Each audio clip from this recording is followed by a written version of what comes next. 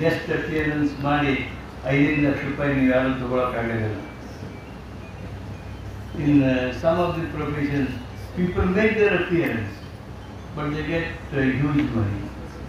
But in your profession, you will have to work, you will have to dedicate, you will have to make expertise, really administer on a person or on a patient. ಹಂಗಿದ್ದಾಗ ಮಾತ್ರ ನೀವು ಗಳಿಕೆ ಮಾಡ್ಕೊಳ್ಳೋದು ಸಾಧ್ಯ. ಅದಕ್ಕೆ ನಿಮ್ಮ ಗಳಿಕೆಗೆ ಯಾರಿಗೂ ಏನು ಎರಡು ಅಭಿಪ್ರಾಯಗಳಿಲ್ಲ.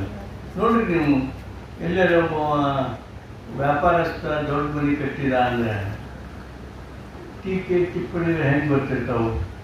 ಡಾಕ್ಟ್ರ್ ಕಟ್ಟಿದ್ರೆ ಯಾರು ಏನು ಅಂತಾರೆ? nobody will comment.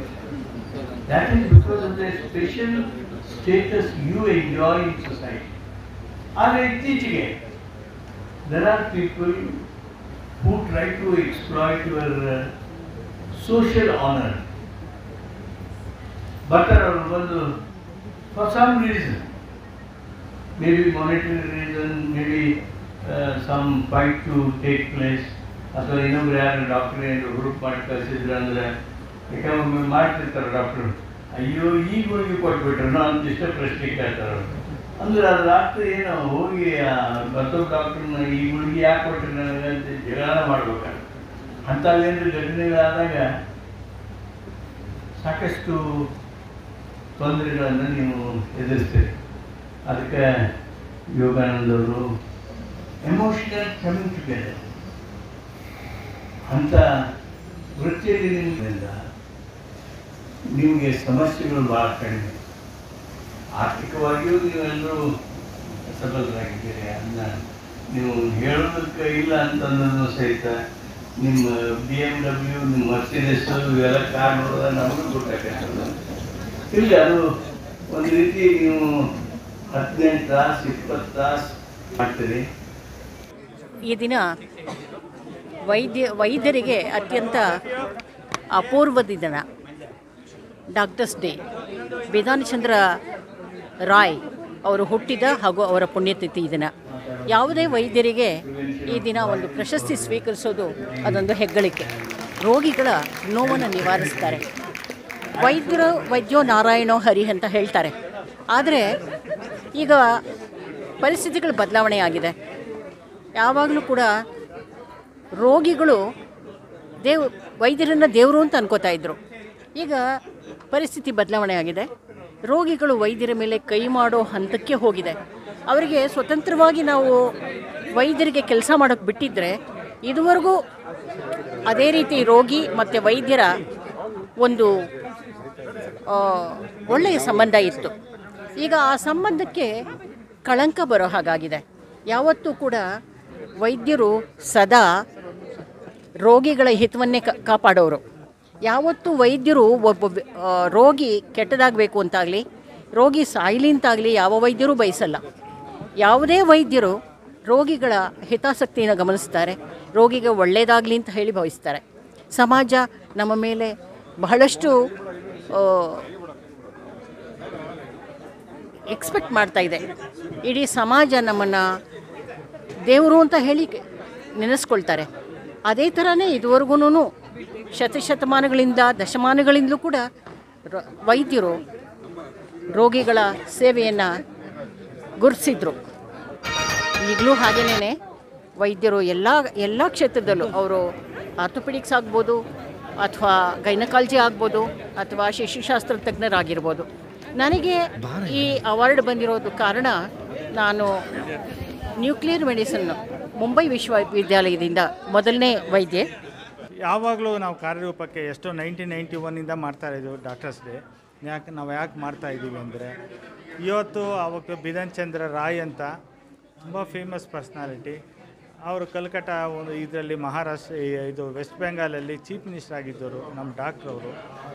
ಅವರು ಎಷ್ಟು ವರ್ಕ್ ಮಾಡಿದ್ದಾರೆ ಅಂತ. ಅವರು ಹುಟ್ಟಿದ ದಿನ ಇವತ್ತು, ಇದೇ ದಿನ ಸತ್ತಿದ್ದು ದಿನ. ಅದಕ್ಕೋಸ್ಕರ ನಾವು ಡಾಕ್ಟರ್ಸ್ ಏನು ಮಾಡಿದ್ದೀವಿ, ಈ ದಿನ ಡಾಕ್ಟರ್ಸ್ ಡೇ ಅಂತ ನಾವು ಹಮ್ಮಿಕೊಂಡಿದ್ದೀವಿ. ಯಾಕೆ ಮಾಡ್ತಿದ್ದೀವಿ, ಎಲ್ಲರೂ ಯಾರು ಪರಿಣಿತರಿರ್ತಾರೋ, ಯಾರು ತುಂಬ ಕೆಲಸ ಮಾಡಿರ್ತಾರೋ ಅಂಥವ್ರನ್ನೆಲ್ಲ ಕರೆದು ಅವಾರ್ಡ್ ಅಂತ ನಾವು ಘೋಷಿಸಿ ಅವಾರ್ಡ್ ಅಂತ ಕೊಡ್ತಾ ಇದ್ದೀವಿ. ತುಂಬ ಕೆಲಸ ಮಾಡಿರೋರು ಇವರೆಲ್ಲ ಇದೆಲ್ಲ.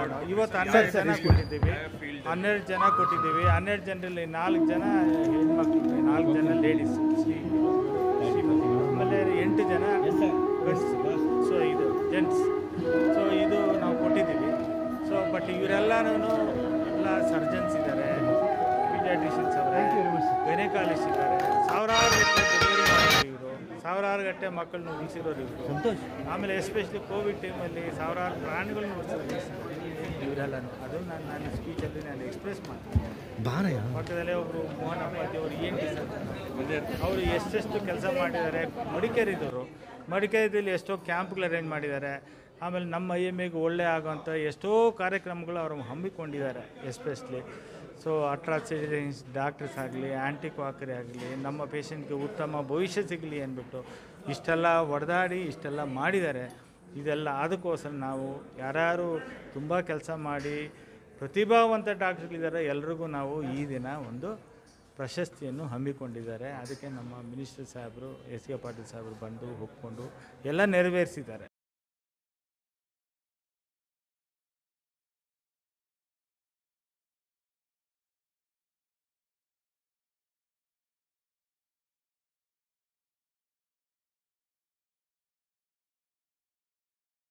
ಬಂದಿದ್ದೇನೆ. ಈ ಸಂಪ್ರದಾಯ ಡಾಕ್ಟರ್ಸ್ನ ರೆಕಗ್ನೈಸ್ ಮಾಡೋದು, ಅವರ ಸರ್ವಿಸ್ ಎಸ್ಪೆಷಲಿ ನಮ್ಮ ರೂರಲ್ ಪ್ಲೇಸಸ್. ಯಾಕೆಂದರೆ ಇದು ಸೆಂಟರ್, ಪವರ್ ಆಫ್ ಸೆಂಟರ್ ಇರ್ತದೆ. ಅಂಥವರು ರೂರಲ್ ಪ್ಲೇಸ್ KSB ಅವರು ರೆಕಗ್ನೈಸ್ ಮಾಡಿದ್ದಾರೆ ಅಂದರೆ ಅದೊಂದು ರಿಯಲಿ ಒಂದು ಒಳ್ಳೆ ಸಂಪ್ರದಾಯ. ನಾವು ಅನೇಕ ಕೆಲಸಗಳು ನಮ್ಮ ಕೊಡಗಿಗೆ ಮಾಡಿದ್ದೇವೆ. ನಾನು ಬ್ಯಾಂಗ್ಳೂರ್ ಮೆಡಿಕಲ್ ಕಾಲೇಜ್ ಫ್ಯಾಕಲ್ಟಿಯಾಗಿ 15 ವರ್ಷ ಕೆಲಸ ಮಾಡಿದ್ದೇನೆ, ಇಲ್ಲೇ ಇದ್ದಿದ್ದು. ಸೊ ನಮ್ಮ ಹುಟ್ಟೂರು ಕೊಡಗು. ಸೊ ನಾವು ಕೊಡಗಿನಲ್ಲಿ ಅನೇಕ IMA ಥ್ರೂ ಅನೇಕ ಪ್ರೋಗ್ರಾಮ್ಸ್ ಕಂಡಕ್ಟ್ ಮಾಡಿ, ಕೋವಿಡ್ ಟೈಮಲ್ಲಿ ಫ್ರೀ ವ್ಯಾಕ್ಸಿನ್ಸ್ ಇರ್ಬೋದು, ಅಥವಾ ಕೊಡಗು ಸೈಡ್ ಆಯಿತು, ಡಿಸಾಸ್ಟರ್ ಆಯಿತು, ಕೊಡಗು ರೀಬಿಲ್ಟಲ್ಲಿ ಮಾಡಿದ್ದೇವೆ. ಮತ್ತು ಹೀಗೆ ಅನೇಕ ಕಾರ್ಯಕ್ರಮವನ್ನು ಹಮ್ಮಿಕೊಂಡಿದ್ದೇವೆ. ಮತ್ತು ಅಕಾಡೆಮಿಕ್ಸ್ ಪ್ಲಸ್ ಬೇರೆ ಕ್ಷೇತ್ರ ಫ್ರೀ ಸರ್ಜರೀಸ್ ಪ್ರತಿ ವರ್ಷವೂ ನಾವು ಮಾಡಿಕೊಂಡು ಇದೊಂದು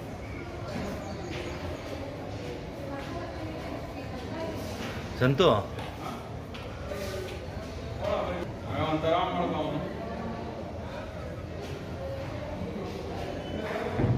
ಗೋಲ್ಡ್ ಮಾಡಿ ಸರ್.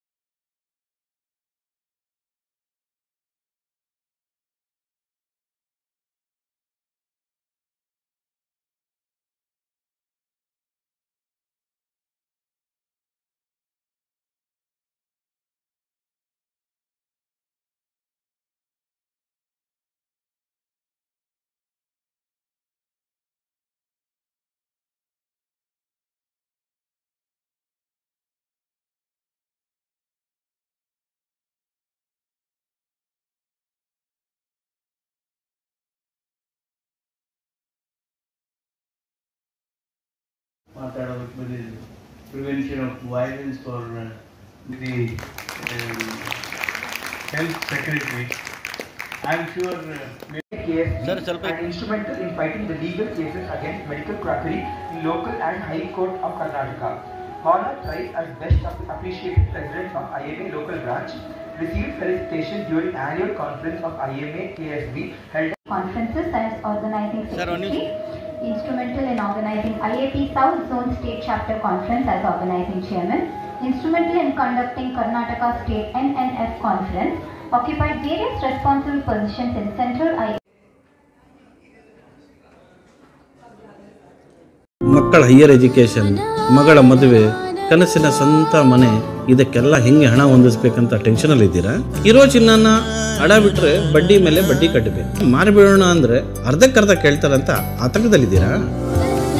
ಟೆನ್ಷನ್ ಬಿಡಿ, ನೀವು ಅಡವಿಟ್ಟ ಚಿನ್ನವನ್ನ ಬಿಡಿಸಿ ನಿಮ್ಮಲ್ಲಿರೋ ಹಳೆ ಚಿನ್ನವನ್ನ ಇಂದಿನ ಆನ್ಲೈನ್ ರೇಟಿಗೆ ಕೊಂಡುಕೊಂಡು ತಕ್ಷಣ ನಿಮಗೆ ಬಾಕಿ ಹಣ ಕೊಡ್ತೀವಿ.